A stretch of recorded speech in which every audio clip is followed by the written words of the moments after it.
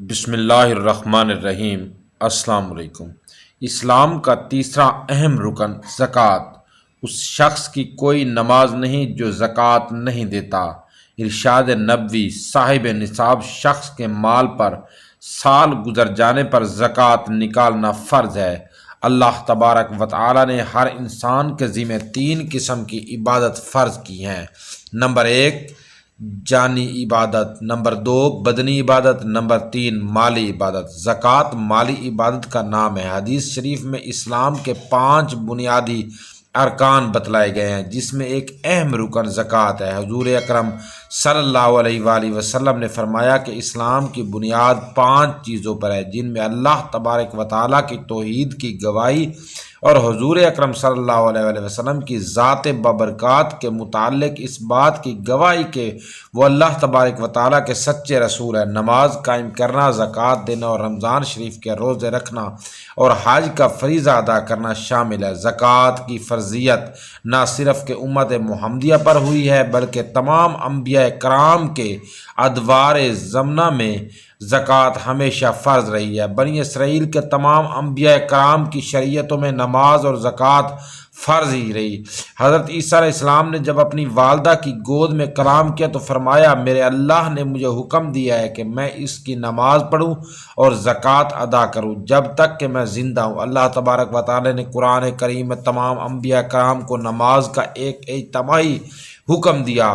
ترجمہ: اور ہم نے تمام انبیاء کرام کو بذریعہ وحی حکم دیا تمام اچھے کاموں کے کرنے کا اور نماز پڑھنے کا اور زکوٰۃ دینے کا۔ قرآن کریم میں اللہ تبارک و تعالیٰ اپنے پیارے پیغمبر کو ارشاد فرما رہے ہیں، اے میرے پیارے پیغمبر، اپنے اصحاب کے مال سے صدقہ زکوٰۃ وصول کیجیے اور ان کے مالوں کو پاک کر دیجیے۔ زکوٰۃ کا دوسرا معنی بڑھانا ہے۔ پیارے نبی صلی اللہ علیہ وسلم کا ارشاد ہے، زکوٰۃ فطرت الاسلام، یعنی زکوٰۃ اسلام کا خزانہ ہے۔ یہ ایک مسلمہ بات ہے کہ دنیا میں معیشت اسی وقت ترقی کرتی ہے جب کہ خریداروں کے پاس دولت ہوتی ہے۔ جب عمراء اپنی زکوٰۃ نکالتے ہیں اور غریبوں کے پاس روپیہ پیسہ آتا ہے تو وہ خریداری کے لیے بازاروں میں جاتے ہیں۔ دین اسلام میں زکوٰۃ کی عبادت کو ہر صاحب نصاب پر فرض عین قرار دیا ہے اور زکوٰۃ دینے والوں کے لیے بڑی بڑی وعیدات ہیں۔ وہ لوگ جو سونا چاندی جمع کیے رکھتے ہیں اور انہیں اللہ تعالیٰ کی راہ میں خرچ نہیں کرتے، یعنی زکوٰۃ نہیں دیتے، تو ان کو دردناک عذاب کی وعید سنا دی تھی۔ حضور اکرم صلی اللہ علیہ وآلہ وسلم نے نماز اور زکوٰۃ کی اہمیت کے پیش نظر ارشاد فرمایا، اس شخص کا کوئی دین نہیں جو نماز نہیں پڑھتا اور اس شخص کی کوئی نماز نہیں جو زکوٰۃ نہیں دیتا۔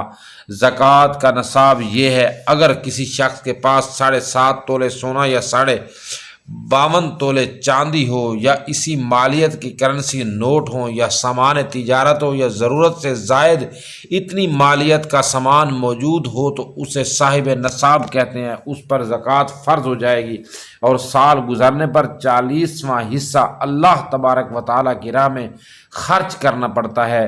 وہ حصہ جو نکلے گا اسے درج ذیل مستحقین پر خرچ کیا جائے گا۔ یہ صدقات یعنی زکوٰۃ اور صدقات واجب و نافلہ، فقراء، مساکین، عاملین اور معنق القلوب غلاموں کو آزادی حاصل کرنے پر مقروض لوگوں اور اللہ تعالیٰ کی راہ میں نکلے ہوئے لوگوں اور مسافروں کے لیے ادائیگی زکوٰۃ کے بہت سے اسرار و مصالح ہیں۔ زکوٰۃ سے تزکیہ نفس ہوتا ہے۔ زکوٰۃ دولت کی بیماریوں کا علاج ہے۔ زکوٰۃ کے بہت سے معاشرتی فائدے ہیں۔ زکوٰۃ گدہ گری کے خاتمے کا بھی ذریعہ ہے۔ زکوٰۃ ایک بہترین معاشی محرک ہے۔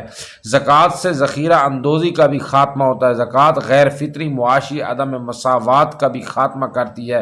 زکوٰۃ کی ادائیگی کا طریقہ کار ہر صاحب نصاب شخص پر جب اس کے مال پر سال گزر جائے تو زکوٰۃ کا اپنا فرض ہو جانا ہے۔